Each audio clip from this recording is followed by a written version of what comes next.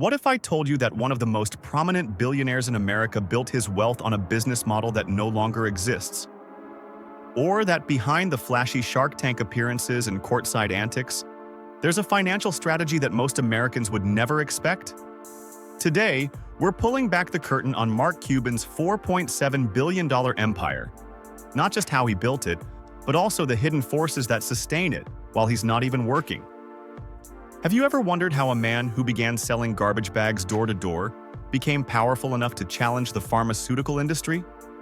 Or what hidden gems his investment portfolio holds that financial advisors might not want you to know about? Mark Cuban stands out among billionaires. He's neither the wealthiest nor the most famous, but perhaps he's the most relatable. That's the image he's crafted: the basketball-obsessed businessman who's outspoken, backs the underdog, and isn't afraid to call out other wealthy elites. However, there's another side to his empire that rarely gets attention: strategic moves and unconventional philosophies that form the foundation of his wealth. Today, we're looking beyond the luxury homes and private jets to discover what truly drives Mark Cuban's financial success. Every billionaire has an origin story, but Cuban's is rooted in surprising humility. Raised in a middle-class family in Pittsburgh, his entrepreneurial journey began when his father refused to buy him new shoes. Mark's solution was to buy garbage bags in bulk for $3 and sell them door-to-door for $6. It wasn't glamorous, but it instilled in him a key principle that would shape his fortune: find a need and meet it, even if it means doing work others deem beneath them. After college, Cuban's hustle continued. While many aspiring entrepreneurs chase grand ideas, Cuban focused on practicality. His first big success came with Micro Solutions, a computer consulting business he built after being fired as a salesman. He saw that businesses needed help with the rapidly growing world of personal computers, a service that was humble but essential, and which earned him $6 million when he sold the company in 1990. The pivotal moment came in 1995 when Cuban and his friend Todd Wagner simply wanted to listen to Indiana Hoosiers basketball games while living in Texas. This frustration led to the creation of AudioNet, later rebranded as Broadcast.com, an internet radio company that streamed live sports games. The rest is tech history. In 1999, during the height of the dot-com boom, Yahoo acquired Broadcast.com for $5.7 billion. Cuban's stake in the company turned into around $1.7 billion overnight.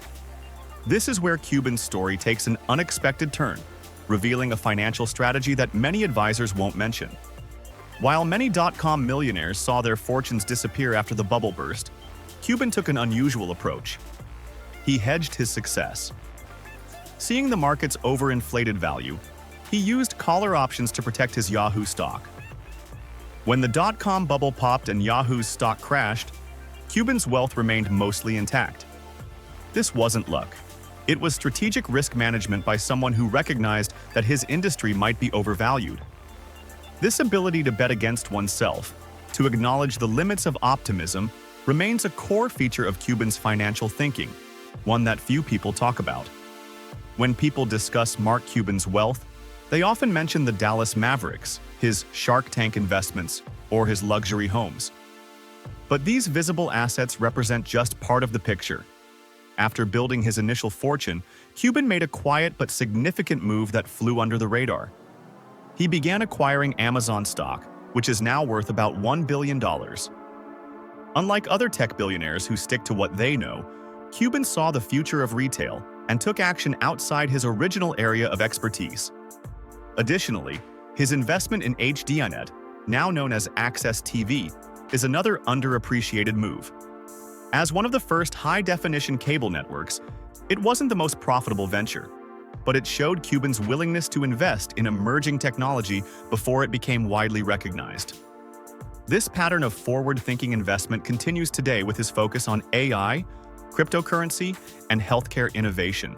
One of the most intriguing aspects of Cuban's wealth is his ability to maintain liquidity, something that most billionaires eventually lose. Cuban ensures he keeps a significant amount of cash on hand. This liquidity allows him to act quickly when opportunities arise, such as when he bought the Mavericks in 2000 for $280 million, a franchise now worth $2.4 billion. closing the deal in just a few days. Cuban places a high value on something often overlooked: time. His famous $40 million purchase of a Gulfstream jet in 1999, which set a Guinness World Record for the largest online transaction, wasn't about luxury but about efficiency. "My time is my most valuable asset," he says.